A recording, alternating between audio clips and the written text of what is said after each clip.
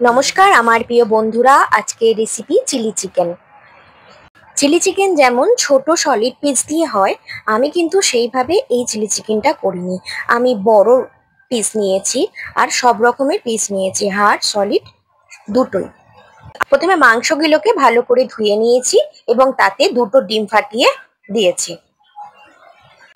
এবার পরিমাণ মতো নুন, হলুদ আর গোলমরিচ গুঁড়ো দিয়ে নিয়েছি। এখানে আপনারা কাঁচা লঙ্কা বাটা ব্যবহার করতে পারেন, আমি এখানে রেড চিলি পাউডারটা ব্যবহার করেছি, দেখতেই পাচ্ছেন। এরপর এতে পাতিলেবুর রস দিয়েছি, তারপরে কর্নফ্লাওয়ার দিয়েছি। আমি এখানে শুধু কর্নফ্লাওয়ারই ইউজ করেছি, আপনারা চাইলে অর্ধেক ময়দা অর্ধেক কর্নফ্লাওয়ার ইউজ করতে পারেন।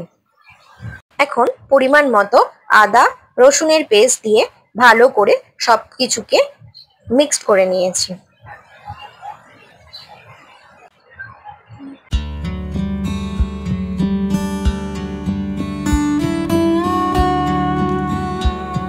এখানে আমি 2 চামচ সাদা তেল ব্যবহার করেছি।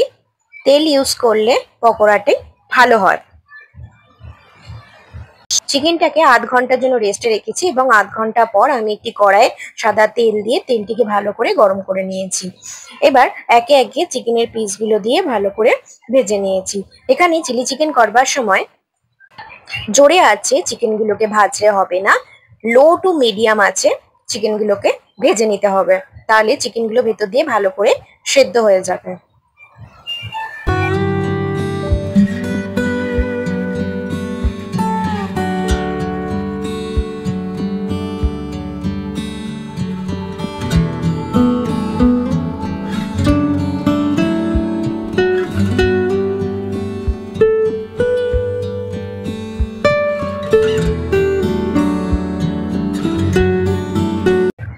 পকোড়াগুলি ভালো মতো ভাজা হয়ে গেলে একে একে পকোড়াগুলিকে তুলে নিয়েছি।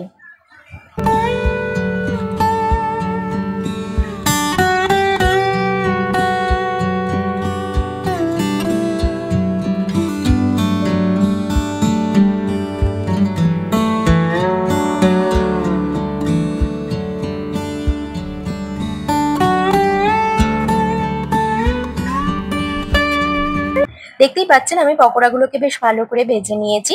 এবার পকোড়া ভাজার তেল থেকে কিছুটা তেল সরিয়ে নিয়ে বাকি তেলেতে আমি পেঁয়াজ ক্যাপসিকাম দিয়ে ভালো করে নেড়ে চেড়ে ভেজে নিয়েছি। আমার প্রিয় বন্ধুরা, আমার এই ভিডিওটি যদি আপনাদের ভালো লেগে থাকে তাহলে আমার চ্যানেলটিকে প্লিজ সাবস্ক্রাইব করে দেবেন আর একটা লাইক করে দেবেন।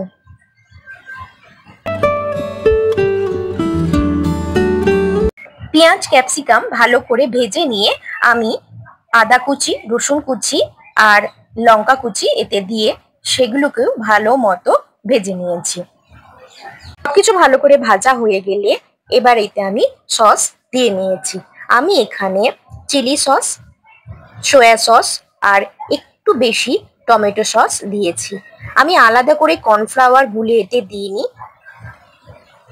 সসগুলোতেই 1 চামচ কর্নফ্লাওয়ার দিয়ে ভালো করে মিক্স করে দিয়ে দিয়েছি। এরপর